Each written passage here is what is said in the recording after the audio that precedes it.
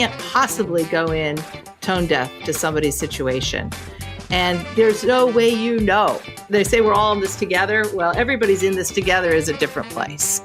If you're calling on someone who's got a sick mother in a nursing home that they can't visit and just got back from a rally that's got them angry for good reason, you just don't know what somebody is dealing with. And I am finding the conversations are happening at such a different human level at every level of the business, across every organization right now, and giving people an opportunity to connect and talk.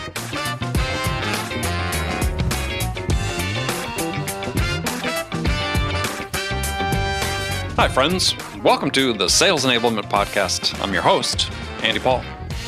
Now, that was Karin Hurt. She's the author of a book titled Courageous Cultures: How to Build Teams of Micro-Innovators, Problem Solvers, and Customer Advocates. If you look at all those descriptions, those are descriptions of effective salespeople. So, what are courageous cultures? Well, they're cultures that challenge the status quo, and I think we all see and really can acknowledge that in sales, so much about the way people operate, they operate from a position of fear, of losing whatever status or position they have. So a courageous culture is one that encourages people to speak up. And so we're going to dig into why people have what she calls FOSU, F-O-S-U, fear of speaking up, and also talk about what constitutes courage in a business setting. We'll also dive into what the consequences are for our sales team when it operates from the basis of fear, and what happens when it's transformed when you embrace actually speaking up. We'll also dive into how to empower employees to become these micro-innovators and problem solvers, as I said before, which are just absolutely essential traits for salespeople to possess. And most importantly, they're key attributes that your buyers are looking for. Now, before we get to Karin, I want to remind you to subscribe to this podcast wherever you listen to it. And if you subscribe, we'd certainly appreciate it if you could give us your feedback about how we're doing in the form of a review. All right, thank you very much. Let's jump into it. Karin, welcome to the show. Oh, thanks so much for having me. It's a pleasure to have you. So where have you been sheltering in place? In Laurel, Maryland, which is halfway between Baltimore and D.C.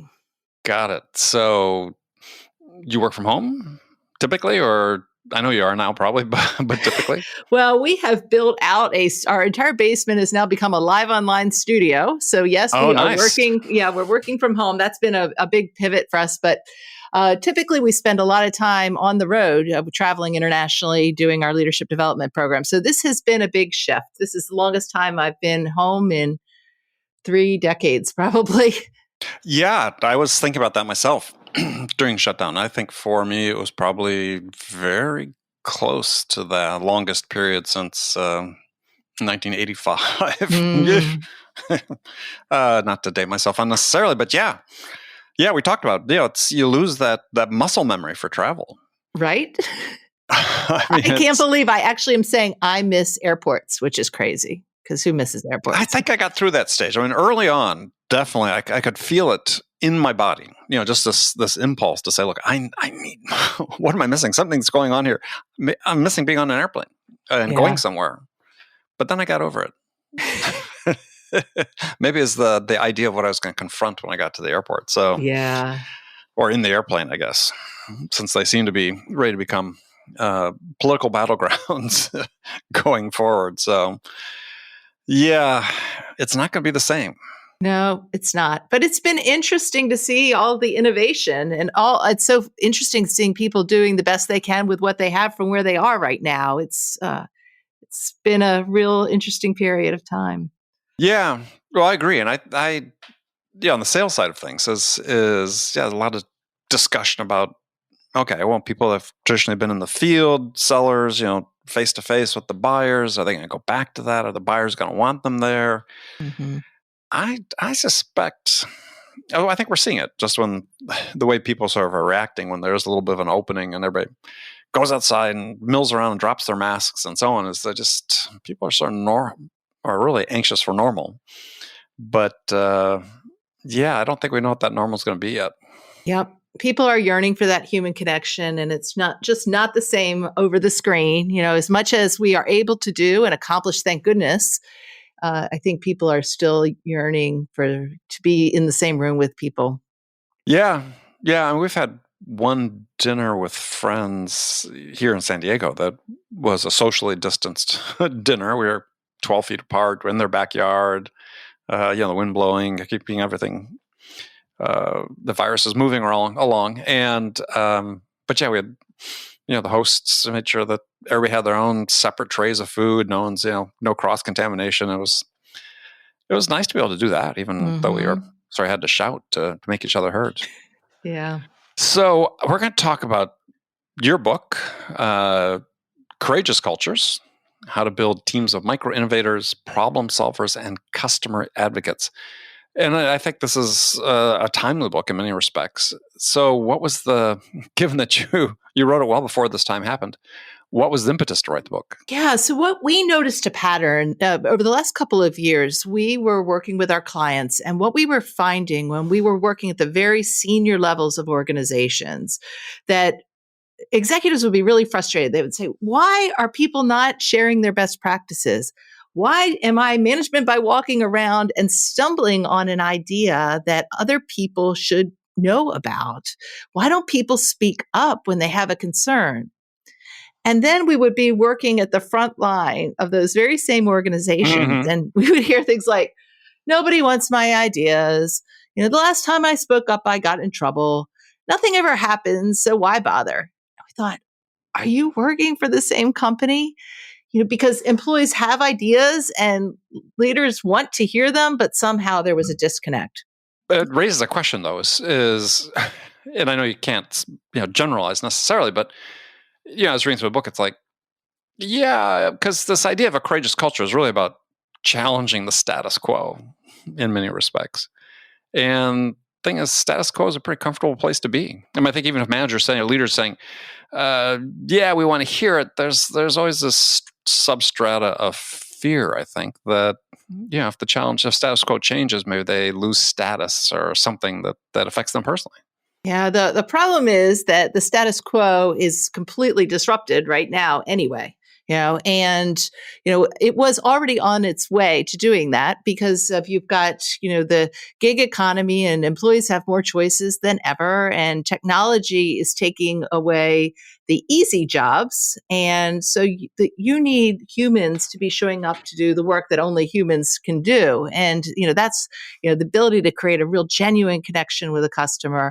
Your AI can tell you, well, you've got 37,000 curse words, so somebody's probably upset. But it takes a human, right, to get underneath all that, to say, what is really happening here? And I want to get to that specific point a little bit later, but yeah, that's that's a big topic all in itself, which we've dealt with on the show. But I mean, when I started with the status quo, I was really talking about people's natural instinct is to try to protect what they have. Yeah, and I think that's why this idea of this sort of, you say, a courageous culture where people are empowered to speak up. It's I don't know. I think it's fear based. At least my experience has been is people may have the best of intentions, but as we know, the road to hell paved with good intentions. Yeah. So one of the things that we found, we call it FOSU, fear of speaking up, and what causes fear of speaking up. And a couple of things. So we partnered with the University of North Colorado to do the quantitative research, but we also did a lot of qualitative research in addition to all that. And one of the things that we found is that 40% of the people said, I just don't feel confident to share. And a lot of that was coming from fear. Well, where's the fear? Well, once upon a time, somebody had a really bad boss. And that experience with this really bad boss tends to stick with you. So if you've had one really terrible experience with a boss, but you've had other good experiences, psychological research will tell you are more likely to remember that toxic boss, the one who did shame, blame, or intimidation, or shut you down, or stole your idea and took credit for it. And that lingers. And you're less likely to say, oh, yeah, but that was just that one time. And you're more likely to think, oh, well, if it happened before, it could happen again. Safer to just keep quiet and play it safe. Yeah, and absolutely. And I agree with that. I guess I start with the status quo from the perspective of the bosses. I was just going to address that issue first. You talk about courage and this fear of speaking up, but I don't know. My experience has been there's almost as much a fear of actually listening because when they listen, they're being challenged to do something about it. Yeah. I mean, and that's one of the biggest things is if you are not going to do anything with it, then don't ask people to speak up, because that's absolutely the worst thing that you could do, is to invite people into the conversation and then ignore them. And 50% of the folks in our research said the reason that they don't speak up is that nothing ever happens. And that's managers not responding. Or shaming them or bullying them or threatening them or ignoring them or whatever, right? Mm-hmm. It's but I know you're targeting both audiences, but I look on the sales side of things, and you always have this sort of perception of salespeople, a negative perception of salespeople, right? It's sort of this ingrained into the culture, stereotypes, whatever. And so finger blame is always sort of pointed at them, but I feel like the finger blame really needs to be pointed at the managers, because they're the ones that create the culture that these people operate within. Absolutely. It really goes from, you need to approach this from two angles, right? So it absolutely starts with the leaders and having clarity that yes, we want your ideas, and clarity around what would a good idea accomplish. So going out and then deliberately asking for those ideas and then responding well to those ideas. But also, one of the things that we do when we're working with sales teams is say, if you have an idea, how do you position that in a way that it could be heard? Because part of the reason I think sometimes these ideas are not heard is because they're presented in, a way that maybe is a little clumsy. Well, you just, you blurt it out, or you say, this is stupid, or, and instead of saying, so we teach this idea model, what makes this idea interesting? Well, how is it strategically aligned with where your boss is headed? Is it doable? And to have thought through some of the logistics of your idea. Is it engaging? Who else would think it's a good idea? How do you engage your key stakeholders? And what are a few key actions? And so when you come to with your manager with an idea and you say, hey, I've thought this through, and you take them through this, it's much more likely to be heard. But it absolutely starts. You cannot expect people to speak up if you've got a culture where you're consistently shutting people down or not responding well. Yeah, and the thing that you were just referring to is, people have, like, why don't you call it, your micro-innovators have an idea. And I think there's a really important point there for people, but it's interesting to see, well, how do we transition them from this point where, hey, I've got this idea, right? I've been working this job. I think I've got a great idea for how we could improve it. But then how do you actually, and you referred to some of them, but I mean, in a practical sense, how do you train people to think these things through? So it's not, a boss that talked about this just needs to be baked a little bit more. And it's like, right. So you teach them how to vet the ideas. This is what a good idea would. Yeah, tell us how they do that. Because part of the reason I think that managers say, hey, our salespeople just aren't thinking strategically. They're only caring about their own bag. That kind of conversation comes often. What we find is they haven't been given enough information to be strategic. So if you want people to be bringing you better ideas of, how do you generate more revenue? How do you get better relationships with your clients? How do you get within a company and, get more deeply embedded? All those things that you want your sales people to be bringing you ideas around. You need to be specific about connecting what you need them to do to why it matters for your business. Because I think the sales teams that I worked with, I led a large sales team at Verizon. It often feels like things are happening to salespeople. The comp plan is changing, but they don't really understand why, right? It just feels like I'm getting jerked around. Oh, well, we're changing our product mix, but I don't know why. We're going to change our market, the way we're structuring markets, or we're going to realign around brands. And all of a sudden, the sales folks are at the bottom of that cycle, and they feel like they keep getting whiplash around all these changes. Right. And, I think that is where, it's particularly in a sales culture, you really need to be explaining and keeping people over-informed on the clarity aspect of what you're doing, why things are happening the way they are, and then bringing them along in terms of how can we do this well, like, because they're the ones that are closest to the customer. They're the ones that understand that the policy that you are about to do, how that's going to impact and play out for their customers. And they can see it ahead of that impact, but not if you're not asking. And if you're not open to that, we like to say, ask courageous questions. Like, what's one thing that's absolutely ticking off our customers? That's a courageous question because it assumes that something is ticking off our customers. And it's also very finite, right? Just one thing. So that makes it easy to do. And then when your salesperson brings you that and they give you one, you go, thank you. What's one more? And now you have a conversation. Or what are our policies that suck? Right? Because they're the ones that know, because they're hearing it from your customers, And so you're assuming that there are policies that need to change, and then you're actively listening. And in a sales culture, if you can be having every one of your salespeople knowing that it's not only okay, but it's expected that you're going to be bringing ideas and challenging, that's where you're going to have you will get to solutions much more quickly. Well, I think one of the push-pulls that exists increasingly in sales these days is the fact that there's so much data about what's going on in sales, greater sort of process transparency, and thus metrics that people look at, that I think there's a discounting that goes on of what people say and their observations, because they're saying, well, I'm not sure the data supports that. Yeah. I see this as a big concern of mine as I look at organizations, because I think in the past, what you saw more frequently in a sales environment was managers being less focused on the metrics and more about what can I do to develop this individual. But now it's more, I'm not saying exclusively, but you see a greater trend toward, well, let's judge what you're doing based on what the numbers say.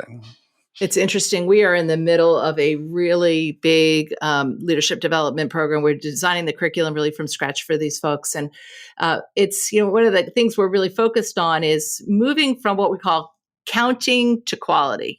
So it's not just how many client visits did you make, right? How many sales calls did you make? Yes, it's a numbers game. Sales is always going to be a numbers game to some extent, right? But what are you coaching to? Are you coaching just to the numbers, or are you coaching to increasingly?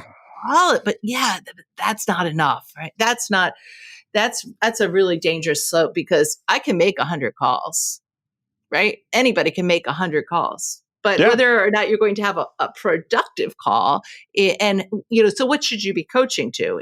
You should be coaching to, how did you open the call? What was the connection like? What, did you ask the right questions? Did you notice when they were pausing? Did you see the look on their face? And that's the kind of, in the conversation that you should be coaching to, not just the quantity of the calls. And, we call that playing you want to play the game, don't game the score. And, if you're only coaching to numbers, then it's really tempting for your salespeople to game the score and give you the numbers that you want, but you're not going to get the end results that you need. Yeah, and my point too is the fear that managers discount the observations of the people who are in the process talking to the customers, because they say, well, the data doesn't necessarily support that. Mm-hmm. And as I want to get to and talk to is per what you talked about before with so our AI machine learning driven systems, you can't take the human out of the process. So, not to focus exclusively on sales, but I mean, it is, obviously our audience, but you talk about the 5 reasons people don't speak up, and it's sort of classic, when you're looking at, and I look at from my experience levels and managers I've dealt with, that they're just not trained, right? That we've got this, I don't know, I think part of the culture issue that's so hard with management is that we imbue them with these sort of mythical qualities. They must know everything. They must be the expert on these things. And they start believing it. And it creates this clash. That's why we try to really break it down into, very practical tools and techniques that you can use. So it starts with, what we were talking about earlier, the asking courageous questions. One of the myths is I think people say, oh, well, of course, I have a courageous culture. I have an open door policy. People could walk through that door anytime and tell me anything. I am an open book, right? Yeah, I liked your example on that. That was a good one. But the problem is it still takes courage to walk through an open door. And so, we are training managers to go out and be deliberate in asking. One example is what we call the curiosity tour. And we were working with one CEO, and he had a new product that they were launching. It was absolutely strategically imperative for their industry. Like he was betting the farm on this thing. And he had what I would call a high clarity culture. He was absolutely communicated well 5 times, 5 different ways. He connected what to why. He did strategic stories. He held rallies to make sure everybody understood. He managed by walking around, made sure everybody was doing what they were told. But it was but the product was not selling. And so I said to him, what if for 1 week you just stopped telling and you showed up curious? And so he said, I was walking through our call center, and one of my top sales reps was on the phone, and I was listening to her struggling to answer these customers' questions. And I thought, you know what? I'm supposed to show up curious. Now, he had to be really careful because this could be radically intimidating to a sales rep on the phone. But he said, look, my coach said I'm supposed to be showing up curious. So would you mind if I took over the call? And so he got on the call. He introduced himself to the CEO and said, hey, it looks to me like my rep is having trouble explaining this to you. Can you tell me tell me the questions you're, not understanding? And he said, when he listened to those questions, he understood there were things about this that they had not thought through. Like she didn't have the answers to those questions. And neither did he. And they had some things they had to really think about. And so that's when we say show up curious and listen to the people closest to the customer. He had to be open to that. Until he was really open and deliberately seeking out information, he did not have all the information to build the product launch. Yeah, I mean, you can translate that down several levels in terms of individual performance styles, right? I mean, if he's not curious, then the sellers aren't going to be curious either. Right. I mean, chances are their culture is going to be a little more pitch oriented and a little more what I call logic based, right? Here's our offer. Here's the logic of why you need to buy it, as opposed to let me ask some questions that might influence the choices you want to make about what to buy. Absolutely. Yeah, very interesting. I mean, you talk about, and you write in the book, is that success within organizations depends on incorporating these best ideas from around the business. As you said, what happens if you never hear what's broken? Right. And this is another thing that happens in sales is managers just saying, "Yeah, you're distracted by that." Right? You're distracted. I just heard this in a conversation last week with someone. Is asking a question of this VP about this person, and it's just like, he's just, we don't want to go there. He's being distracted by this. And to me, it's like the distraction really involves more that people tend to fixate on some of these things and not let them go. There's such high churn in sales these days, depending on data you look at, that average VP of sales, I think, is like 16 to 18 months tenure, and at lower level entry level sales jobs, like 12 to 14 months. And you can't build a business with that level of churn. So if there's this uncertainty, if people feel, to your point about, I think the Gallup data, right? 3 out of 10 workers agree their opinions seem to count at work, right. which means 7 out of 10 don't. Right. That's a problem. Right. And so what they do is they leave. Gallup has data about that as well in sales, is that, virtually 2/3 of sellers leave a job because of their manager. And which means that the organizations that are going to win are the ones that are really letting humans do what they do best, and not just try to run everything through AI and be able to, tap in. Your opinion is valuable here. We need it. That's the way, our favorite definition of culture is Seth Godin's people like us do things like this. Here, people like us speak up. Here, people like us do listen to the voice of the customer. In fact, it's not just okay, it's required. And you need to really do that from the minute your folks walk in the door in the new hire orientation. Hey, how did you do it in your last job? Right? If you are not tapping it with all that churn in sales, if you are not tapping into what people are learning from the competitors that they're coming from, you're missing a big opportunity. Yeah. Well, I mean, one of the conundrums there is that also, though, when you get this rapid churn in sales, is the question is an open question is, was anybody there long enough to learn anything? I would argue you're always learning something, right? Possibly, one question I like to encourage people to ask in their, if they're new hires is, what is one thing that your old company did better than the way we're doing it here? Mm-hmm. And they may not know that in the first 2 days, but you can say, I'm going to ask you that. I'm going to come back in 30 days and I'd like to have your best answer for that. Yeah, I like that. Yeah, I'm willing to bet, not that like with Eunice, but someone else, that question rarely gets asked. Yeah, I agree. Yeah, very interesting. Well, one thing I wanted to get into before we ran out of time was just, we talked earlier before, this whole importance of being human. And for me, this has never been more essential than now in sales, is that there's this wave of fear that AI is going to take over and humans will be unnecessary in sales. And I don't believe that for an instant. I mean, obviously at some lower end, more transactional opportunities perhaps, but as you talked about, you say the secret to surviving and thriving in the automation revolution is in what computers can't replace, which is creativity, empathy, and critical thinking, especially in unpredictable environments. And there's nothing more unpredictable than a sales interaction with the buyer. Right.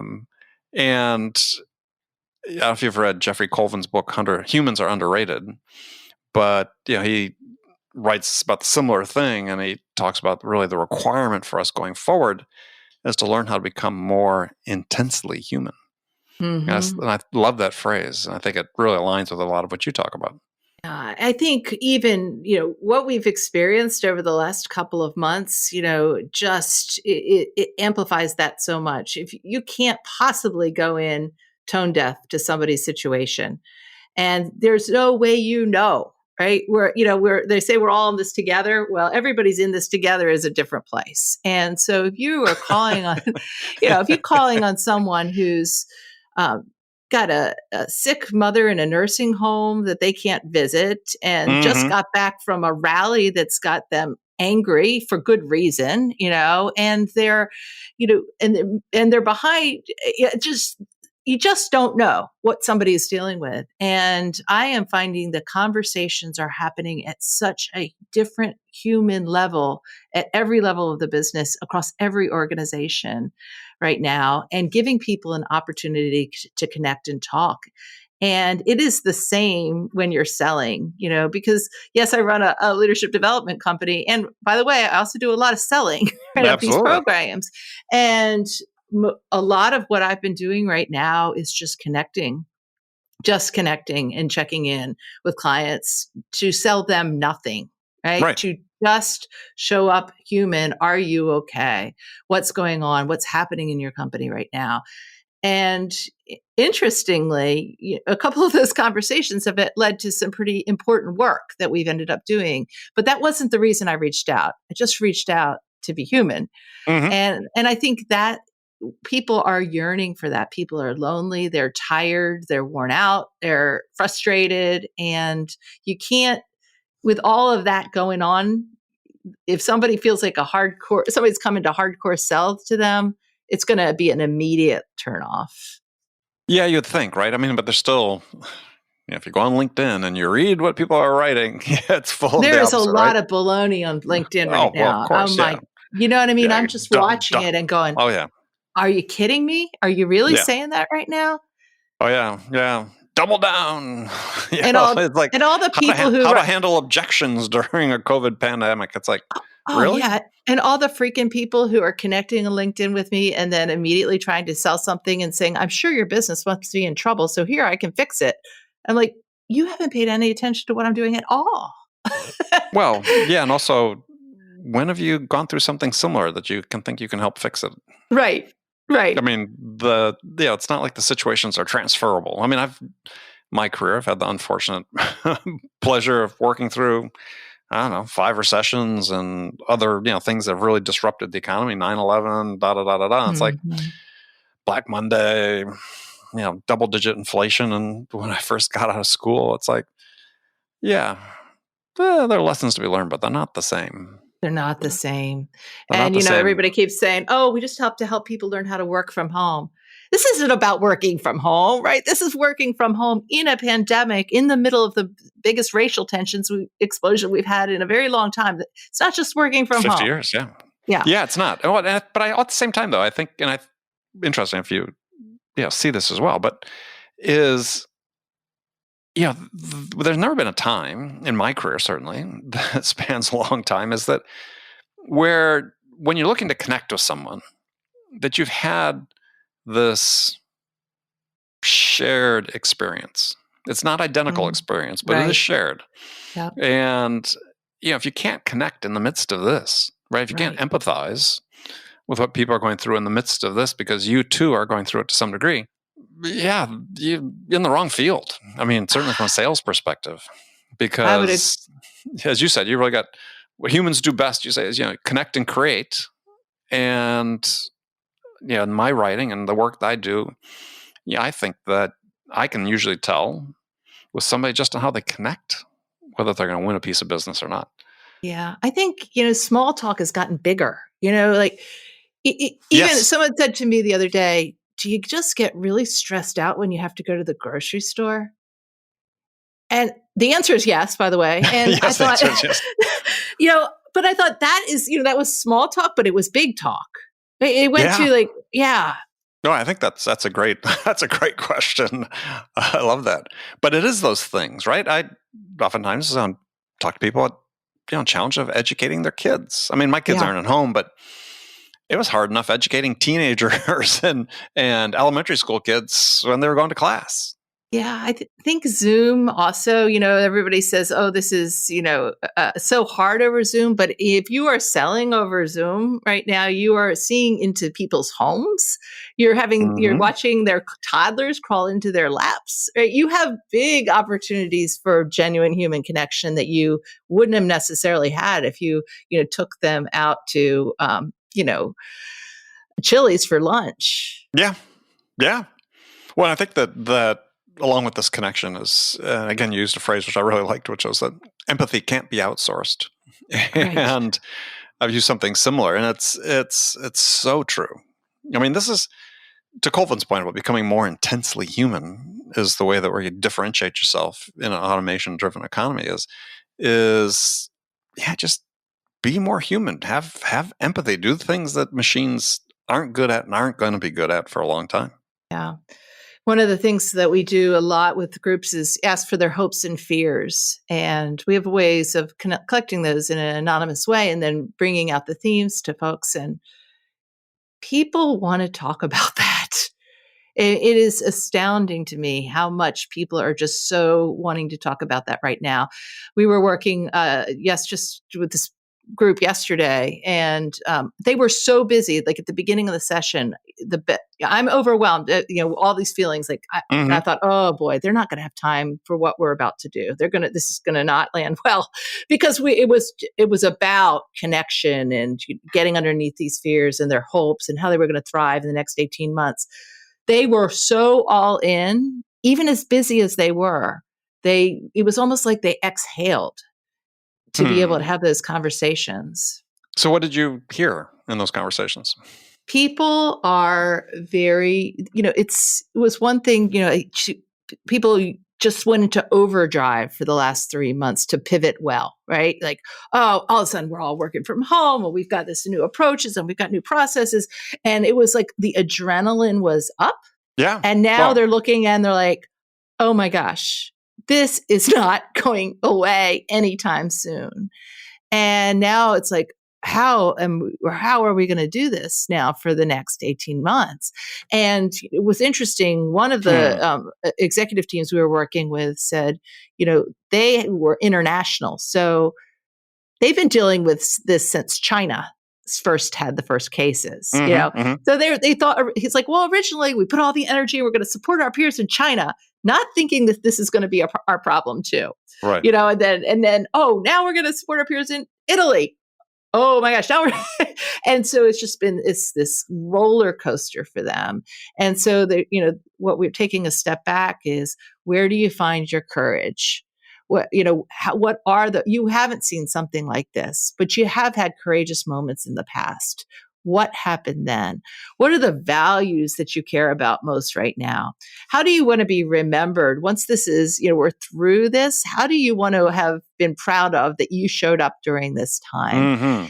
And a lot of what people are saying is, I am learning a lot more about empathy than I ever have before, and I don't want to lose that. Right. Yeah, very interesting. Very, very interesting. Yeah, I think, this is such a sort of single moment in our history. We talk about empathy in the business context, it's in the social context with, the unrest that's going on, where, people are having empathy in ways I think they never realized that they would. Yeah. I mean, that the call is to stop being just an observer and to be more of a participant. And to do that requires a greater level of empathy. It does. And I am seeing more senior leaders sitting back and really listening more than I ever have before, which is good. Well, it's required.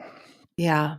I mean, I think there's so many challenges. One is, to build a truly diverse workforce and to have truly equal opportunity for people. It requires that listening. It requires leaders to challenge themselves and their status quo in a way that they've never done, in a way that maybe they think they've done, but they haven't really. Yes. Yes. Yeah, it's a fascinating time, and it seems to be, converging in many respects. Various threads of thing. And I think to the point, it's like, if you can't find a way to be empathetic, have empathy for someone today, it's a problem. Yeah, it's a problem. Well, I mean, Karin, it's been fantastic to talk to you. I appreciate the opportunity so much. Yeah. And we'll have to do this again, because this is the type of conversations we want to keep having.